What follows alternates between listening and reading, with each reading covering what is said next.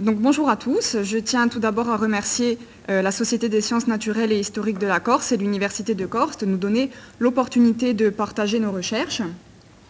Je réalise actuellement une thèse en culture et langue régionale sous la direction des professeurs Dimelio et Sorbe. Et je m'intéresse plus particulièrement aux dynamiques de la langue corse d'un point de vue sociolinguistique et écolinguistique. Aujourd'hui, je vais vous présenter les principaux résultats de ma recherche à travers cette communication intitulée « Par les Corses au temps de l'Anthropocène ». Tout au long de cet exposé, je tenterai de replacer le déclin de la corsophonie dans un contexte mondial de perte de la diversité biologique, culturelle et linguistique, tout en me demandant pourquoi est-ce important de vouloir maintenir et revitaliser le corse aujourd'hui et pour le futur. L'Anthropocène, nous y voilà. Nous sommes donc rentrés dans une nouvelle ère géologique succédante à l'Holocène. Véritable bouleversement géologique, l'Anthropocène est marqué par une grande instabilité menaçant les conditions d'habitabilité pour l'homme. D'ores et déjà, nous apprenons à vivre avec des phénomènes climatiques extrêmes de plus en plus fréquents et imprévisibles. Sur les 9 limites planétaires identifiées en 2009 par une équipe internationale de chercheurs, 6 auraient déjà été franchies en 2022. Telles que par exemple la perturbation des cycles biochimiques de l'azote et du phosphore, ou encore le changement climatique. À cela s'ajoute également une 6e extinction de masse du vivant, décimant plantes et animaux. Mais la diversité biologique n'est pas la seule victime, puisque la diversité culturelle et linguistique est également en péril, mais possède beaucoup moins de visibilité qu'un lion, un koala ou un rhinocéros en danger d'extinction. Les chercheurs estiment aujourd'hui qu'il existe plus de 7000 langues parlées sur Terre. Cependant, entre 50% et 90% d'entre elles pourraient disparaître à l'horizon 2100. En effet, plus de la moitié des langues parlées sur Terre le sont par des locuteurs qui représentent moins de 1% de la population mondiale. A l'inverse, 6% des langues parlées le sont par la quasi-totalité de l'humanité. Ce mouvement massif de mort des langues aurait commencé il y a 5 siècles. Les chercheurs estiment qu'il existe... Qu'est-ce que c'est que ça? Non.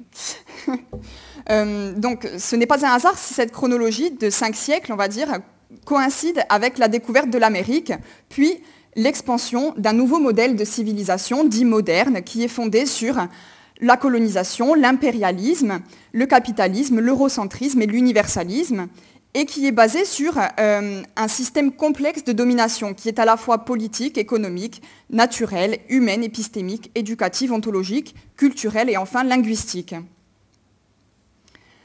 L'expansion de la modernité occidentale allie une rhétorique émancipatrice qui nous parle de progrès, de civilisation, de croissance, de développement, et allie à cela une logique oppressive qui est celle de la domination, de l'exploitation et de l'infériorisation.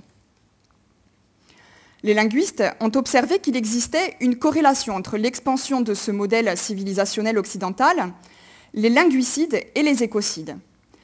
Un linguicide, c'est donc une élimination concertée d'une ou de plusieurs langues par des mesures politiques explicites. Et les écocides, ça correspond à la destruction ou à l'endommagement irrémédiable d'un écosystème par un facteur anthropique. Ces phénomènes sont entremêlés et évoluent ensemble. D'ailleurs, afin de mieux expliciter les liens qui existent entre la diversité biologique, culturelle et linguistique, certains linguistes, comme Louisa Maffei, parlent même de diversité bioculturelle. La Corse a connu jusqu'à récemment un modèle économique et social qui était fondé en grande partie sur l'agropastoralisme. Le déclin massif de la corsophonie, ainsi que la déprise massive du rural, possède une chronologie commune, correspondant au lendemain de la Seconde Guerre mondiale. Au même moment, des projets écocides étaient envisagés pour la Corse, comme les essais nucléaires de l'Argenteuil, et d'autres se sont réalisés, comme les déversements de boues rouges toxiques au large du Cap Corse. Dans la grande partition du monde moderne, notre île a hérité du rôle de destination touristique et souffre aujourd'hui d'un tourisme de nature prédateur. Victimes de leur succès, les terres corses sont accaparées pour en faire des constructions et connaissent des phénomènes de spéculation. En parallèle, les activités agropastorales ont décliné et l'île importe aujourd'hui plus de 90% de ce qu'elle consomme. Ces phénomènes ont engendré une forte dépendance à l'extérieur, ainsi qu'une déterritorialisation à l'œuvre, détruisant petit à petit le lien à la terre que Rina Tukoti avait identifié dès 1978 comme le fondement de notre essence, notre faculté d'être corse. L'exil, l'école, l'administration publique ont encore contribué à accentuer ce déclin bioculturel. Pourtant, dès les années 70, le Riaquisto revendique la primauté d'Atar et Alingua, faisant de l'école le coupable essentiel et considérant peut-être le reste comme un mal nécessaire, d'où la nécessité, à l'avenir, d'effectuer un retour critique sur ces années d'effervescence. L'ensemble des conditions matérielles qui avaient vu la langue corse s'épanouir ont donc été fortement bouleversées. Est-ce un hasard si le lexique de la ruralité, celui qui permettait de décrire avec finesse les pratiques agricoles, pastorales, les plantes et les animaux, est aujourd'hui celui qui se trouve le plus en déclin, en péril? Dès lors, si les langues, les cultures et la biodiversité disparaissent ensemble, serait-il possible de lire dans la fermeture des milieux qu'on voit à l'image, avec un maquis qui reprend de la place, puis peut-être des forêts de chênes et puis de pins qui viendront par la suite, est-ce qu'on peut observer dans ce milieu-là une manifestation du déclin de la corsophonie? Partout dans le monde, on observe des situations analogues à celles du Corse, qui n'est donc en rien un phénomène isolé, original ou exceptionnel à l'échelle planétaire. Depuis les années 80, l'UNESCO est engagée dans la sauvegarde et la promotion des langues et des cultures autochtones. Consciente que le bien-être et la prospérité des générations actuelles et à venir dépendent de la richesse de la diversité biologique, culturelle et linguistique sur Terre, elle a déclaré en 2022 la décennie internationale des langues autochtones. L'UNESCO a également publié en 2003 un rapport emblématique intitulé « Vitalité et disparition des langues », permettant d'évaluer donc la santé d'une langue à travers 9 indicateurs qui permettent donc de mesurer le niveau de transmission intergénérationnelle, le nombre absolu et relatif de locuteurs, les pratiques, les représentations, l'équipement linguistique, ainsi que le niveau d'institutionnalisation des langues, ou encore la qualité de la documentation scientifique. En ce qui concerne la Corse, l'ensemble des productions scientifiques des dernières décennies, ainsi que les 2 enquêtes sociolinguistiques qui ont été commandées par la collectivité de Corse en 2013 et 2021, permettent de dresser un état des lieux de la vitalité de la corsophonie. La transmission intergénérationnelle, nous le savons, connaît un déclin constant depuis le XXe siècle. Le nombre absolu de locuteurs actifs est aujourd'hui estimé, d'après les 2 enquêtes, autour de 100 000 locuteurs, soit environ un tiers de la population, mais à des degrés de compétence qui sont difficilement évaluables. Depuis les années 70 et le Riaquisto, le Corse a reculé dans le domaine du privé, mais a gagné du terrain dans le domaine public, notamment via l'école, les médias, l'art et la culture, ainsi que la parole politique. Le Corse bénéficie dans le premier degré d'un système public d'enseignement proposant des filières standards et bilingues, ainsi qu'un enseignement immersif naissant autant dans le privé que dans le public. Dans le second degré, l'enseignement bilingue se fait plus rare. L'usage de la langue corse dans l'ensemble de ces nouveaux domaines alimente régulièrement des débats autour du degré d'authenticité de cette nouvelle langue. La présence du corse sur Internet reste faible, mais est identifiée comme un élément important dans le maintien des langues, car il est aujourd'hui question de mort digitale ou numérique des langues. Le corse s'est doté de nombreux dictionnaires, atlas et grammaires, entrant parfois en contradiction, et laissant les locuteurs dans l'incertitude face à un besoin de normes. Pour l'université, le défi est actuellement de proposer un cadre commun polynomique numérique de référence de la langue corse. Enfin, en ce qui concerne le niveau d'institutionnalisation, le Corse ne possède pas de statut d'officialité et la collectivité de Corse s'est dotée en 2014 d'un document de planification linguistique, Lingua 2020, mais tarde aujourd'hui à proposer de nouvelles orientations concrètes puisque ce document s'arrêtait en 2020. De plus, la collectivité de Corse n'octroie que 0,3% de son budget global à la langue corse, notamment pour subventionner des initiatives privées. En résumé, le Corse se trouve donc aujourd'hui dans une situation précaire, mais semble bénéficier d'une volonté sociale de le maintenir et de le revitaliser. D'après la dernière enquête sociolinguistique de 2021, 86% de la population souhaite que l'on parle corse et français à l'avenir et 8% seulement corse. En politique également, l'accession au pouvoir des nationalistes en 2015, dont la langue a toujours été l'une des principales revendications historiques, corrobore ce désir de langue. Voilà donc le point de départ de ma thèse, le constat général. Ce constat a été le point de départ, donc ce sujet de thèse, les locuteurs du Corse aujourd'hui en quête de sens, de légitimité et d'espace langagier. Les problématiques principales qui portaient à ce sujet étaient les suivantes. Tout d'abord, dresser une cartographie de la corsophonie. Qui parle le corse aujourd'hui? Qui sont les locuteurs? Ensuite, si revitaliser le corse fait partie des priorités de la société, comment fait-on pour le revitaliser effectivement? Et enfin, on peut se demander dans une vision plus philosophique, pourquoi faire? Pourquoi vouloir revitaliser le corse et le parler aujourd'hui? Afin de répondre à l'ensemble de ces problématiques, j'ai développé un corpus mixte composé d'observations participantes, notamment de nouveaux espaces langagiers émergents comme des associations qui bénéficient du dispositif Casa di Lingua ou d'autres initiatives privées. J'ai également réalisé 62 entretiens semi-dirigés avec des locuteurs afin de mettre en exergue leur biographie langagière, c'est-à-dire comment ils ont appris à parler la langue, quelles sont leurs pratiques, leurs représentations, et les interroger aussi sur leur vision du futur. Et enfin, un troisième élément du corpus, c'est l'organisation d'un atelier participatif sur les futurs de la langue corse dans le cadre de la chaire UNESCO Devenir en Méditerranée. C'est un événement que nous avons organisé en mai dernier avec Nicolas Sorbe et Sébastien Queneau.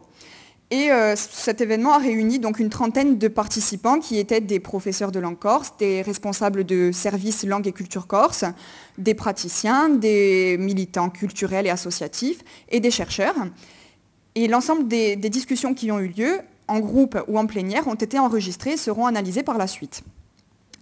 Donc à travers ces problématiques et ce corpus, les deux objectifs principaux sont tout d'abord de décrire, comprendre et analyser la situation sociolinguistique actuelle du Corse, et enfin, dans une vision de recherche-action, d'essayer de planifier et de transformer la société vers l'objectif qui est voulu socialement. Avec ces deux objectifs majeurs, le point de départ a été la catégorisation des locuteurs. C'est un point qui fait actuellement débat, puisqu'on voit que les médias s'emparent des enquêtes sociolinguistiques et tentent de les décrypter en essayant de dire, voilà, il y a tant de locuteurs passifs, actifs, et ils ont un peu de mal à définir ces locuteurs. Et peut-être que de se baser seulement sur le critère de la compétence n'est pas très pertinent pour comprendre les dynamiques diachroniques, c'est-à-dire l'évolution à travers le temps de la corsophonie. L'américaine Alexandra Jaffe, qui a étudié la situation du Corse, propose, quant à elle, d'étudier 6 critères pour catégoriser les locuteurs: l'âge d'acquisition, les modalités d'acquisition, le type et le niveau de compétence, qui n'est donc qu'un indicateur, la fréquence et le type d'usage, le degré de loyauté linguistique, c'est-à-dire si l'on va plus ou moins parler selon les situations, l'auto-identification, c'est-à-dire comment se perçoivent les locuteurs eux-mêmes, s'ils pensent être des bons ou des mauvais locuteurs, et comment la société les perçoit. À partir des deux premiers critères, l'âge et les modalités d'acquisition, j'ai proposé une typologie de locuteurs qui sont actuellement en cohabitation en Corse, des locuteurs natifs qui ont connu un apprentissage précoce dans un cadre majoritairement familial et informel. La plupart du temps, ce sont des locuteurs âgés. Des néolocuteurs qui, à l'inverse, ont eu un apprentissage tardif, volontaire, qui n'ont pas baigné dans un environnement corsophone. Entre les deux se trouvent des néolocuteurs natifs, qui sont des personnes qui l'ont appris tardivement, mais qui ont toujours baigné dans un environnement corsophone, donc qui ne sont pas étrangers à la langue. Et enfin, une quatrième et dernière catégorie, les néonatifs, ce sont actuellement des enfants qui ont reçu le corse dans le cadre d'une néotransmission familiale, c'est-à-dire que leurs propres parents ne parlaient pas corse, ils sont des néolocuteurs, et ils l'ont transmis à leurs enfants. Avec ces catégories, il est possible de définir une trajectoire générale de la corsophonie que j'appelle la transition linguistique, puisqu'aujourd'hui la transition est un domaine qui est très utilisé, que ce soit pour parler d'énergie, d'écologie, etc. Donc la transition linguistique, c'est le fait de voir à travers le temps, donc la ligne horizontale, l'évolution de la corsophonie. On voit qu'on peut on peut identifier 4 phases distinctes. Tout d'abord, le passé de la langue, qui est caractérisé par un fort taux de vitalité et une majorité de locuteurs natifs. Ensuite, on a connu un glissement linguistique avec des locuteurs qui n'ont plus parlé, qui n'ont plus transmis, et une majorité de non-locuteurs, ou alors des locuteurs qui avaient des compétences potentielles, qui comprenaient, qui connaissaient quelques mots, quelques expressions, mais qui ne parlaient pas. La phase de la revitalisation linguistique peut correspondre, grosso modo, à la période des années 70, avec une volonté de se réapproprier le corse, et ça se traduit au niveau individuel par l'apparition de néolocuteurs, qu'ils soient natifs ou non. Bien évidemment, cela ne veut pas dire que les autres locuteurs n'existent plus. Il existe en réalité une cohabitation des locuteurs, mais ce qui apparaît à l'écran, c'est la composante principale de ce mix linguistique, pourrait-on dire, en quelque sorte. Et enfin, on observe donc la dernière phase qui est le futur de la langue minoritarisée, où il y aurait donc des néonatifs dans une perspective où les gens le retransmettraient en famille à leurs enfants. Mais lorsqu'on pense à ça, voilà, qu'on voit le futur de la langue, ça interroge sur quelle vision du futur nous voulons pour la langue. Et socialement et politiquement, il ne semble pas y avoir de consensus sur ce futur de la langue. Un futur qu'on peut voir souhaitable, probable, mais qu'il va falloir définir et sur lequel il faut s'interroger. Les locuteurs, dans le cadre des entretiens et des ateliers sur la langue corse, se sont interrogés sur ce futur. Et lorsqu'ils parlent du futur, leur vision du futur de la langue entre de suite en collision avec leurs autres représentations globales du futur. Et quand on parle de langue, de suite, on va parler également d'écologie, de tourisme, de démographie, d'agriculture, d'économie, d'identité. Tout se mélange, car en réalité, rien n'est cloisonné. Les locuteurs du corse prononcent donc des discours face aux changements globaux, car ils pensent que la perte de la langue corse est aussi liée à un changement global. On peut observer... 3 ou 4 minuti, Marina.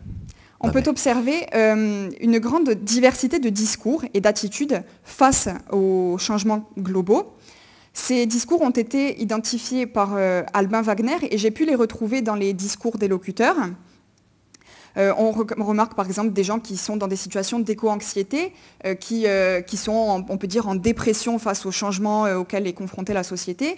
D'autres sont dans le refus, dans le déni de la réalité. Il y en a d'autres qui pensent que la technologie va nous sauver de tous nos problèmes. D'autres pensent que la solution vient de l'échelle individuelle, c'est-à-dire qu'avec tous les petits gestes qu'on fera chacun, comme le colibri qui va éteindre le feu, on pourra sauver la situation. Mais cela masque que le problème est global et structurel. D'autres, enfin, pensent qu'il va y avoir un grand effondrement généralisé de la société et qu'il faut se préparer, faire des provisions, des réserves, pour se préparer à ce choc et cet effondrement. Et enfin, on observe des récits résilients et des récits créatifs face aux changements globaux pour le présent et pour le futur. Et dans ce type de récit, on observe souvent les locuteurs qui font référence au passé, qui s'appuient sur le passé, sur leurs références, et qui cherchent là-dedans des solutions peut-être pour l'avenir. Voilà, donc ce qui va être intéressant d'étudier, c'est de voir comment aussi la dimension linguistique s'intègre dans ces discours sur l'environnement et en quoi les parcours sociolinguistiques des locuteurs peut influencer leur discours sur l'environnement. Est-ce que telle ou telle catégorie de locuteurs partage plutôt tel ou tel discours sur l'environnement ? Pour conclure, on peut dire à travers cette présentation que le problème de la langue corse est systémique et global, alors les solutions doivent l'être également. Si les langues, les cultures et la biodiversité disparaissent ensemble, alors on peut penser qu'elles pourraient également se revitaliser ensemble. Au contraire, serait-il possible et souhaitable de revitaliser le corse sans restaurer le lien au lieu, sans lutter contre la déterritorialisation, sans lutter contre le changement climatique ? Œuvrer pour la revitalisation du corse, c'est à mon sens également œuvrer contre la déterritorialisation. Dans cette perspective, il existe une nécessité de diffuser et de nouveaux discours qui permettent de comprendre l'importance de parler corse pour le futur, dans une perspective écolinguistique. Ce sont des discours qui favorisent donc à la fois la revitalisation du corse et la conservation écologique. On peut se demander donc que pouvons-nous encore sauver ou réactiver de la langue et de la culture corse dans une perspective de conservation écologique. On peut se demander avec Davalon que la question n'est pas de savoir finalement comment est assurée la continuité pour éviter une rupture, mais comment elle est construite à partir d'une rupture. Ce phénomène de réappropriation linguistique n'est donc pas intrinsèquement linguistique et convie en réalité à une redéfinition plus large de l'ordre social, politique et économique qui n'a de sens qu'à l'échelle territoriale. Pour conclure très rapidement, on voit là apparaître de nouvelles perspectives pour la sociolinguistique qui semble traverser actuellement une crise existentielle, qui se demande quel est son sens. Il existe, on peut le penser, un besoin de renouveau dans la sociolinguistique et la perspective de l'écolinguistique, des humanités environnementales, pourrait permettre ce renouveau, d'autant plus qu'elle est en plein essor dans la littérature anglophone et qu'il ne faut pas oublier que notre sociolinguiste corse Jean-Baptiste Marcellesi a été l'un des pionniers de l'écolinguistique en parlant dès 1975. Voici donc de nouvelles perspectives de recherche-action à l'heure de la 6e extinction de masse. Je vous remercie.